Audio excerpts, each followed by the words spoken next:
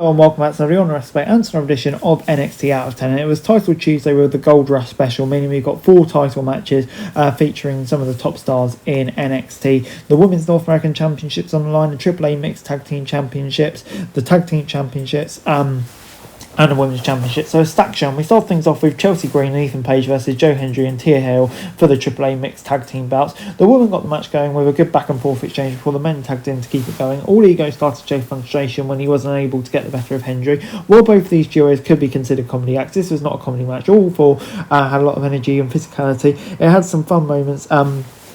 But the main focus was making it feel competitive. Hale looked to have the match won with Kimura on green, but Page had to break it up so he could hold his teammate, could hit the unprettier for the win. I think, yeah, a decent match, like I say, and I think it's going to lead to something interesting now for Hendry, maybe beyond it, and it makes sense for Page and Green together. They were a good team together. 6 out of 10. And he then got Blake Monroe versus Sol Rucker, but before that, Josh Briggs attacked Tavian Heights while he was giving an interview in the crowd as before the match got underway. The last time we saw Rucker in action was a month ago before she sustained injury that would lead to her losing the both North American and Speed titles. This is a chance to regain the belt she never lost. While they may have physical similarities, the height, hair colour and muscle physique, they're about as different as it gets in the ring. The former champ's more of a high flyer while the grounder prefers the ground opponents. This is one of those matches where it's hard to put it in a nutshell. Most of what they did looked good, but something is off about the pacing. It's likely more to do with how it's laid out than the talent. And they're both being said, though, it was a solid contest that allowed both women to shine.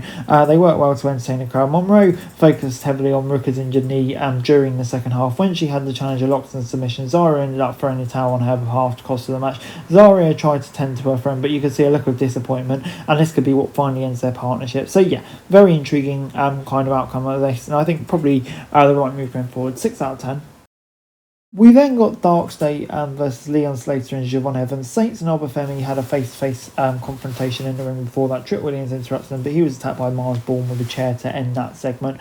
Before we moved on to the Tag Team Championship match, as soon as the bell rang, Young OG and Slater took control with some high-flying offense, but it didn't last long. Lennox and Griffin had the power advantage and made sure to use it to control their opponents. The high flyers proved to be hard to handle at times, which made it feel competitive right out the gate. As usual, the other members of Dark State tried to help in any way they could. Evans accidentally hit his own partner with a frog splash while trying to break up a pin, and it led to Griffin's getting a pin for his team to retain. This is a good high energy performance, but it felt too chaotic at times, which is weird, but yeah, also true at the same time. So yeah, 6 out of 10.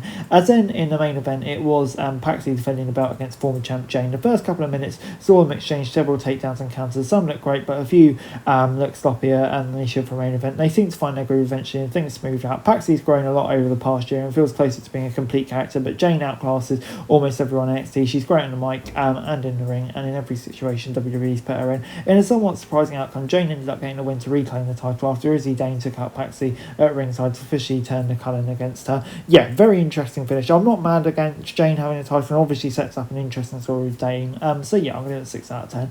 And overall, this week's Gold Rush, I'm going to give 6 out of 10. It delivered some decent entertainment, but of course the biggest show was Dane turning on Paxley. We all know it's happened, but yeah, it's kind of surprising for it to be so soon.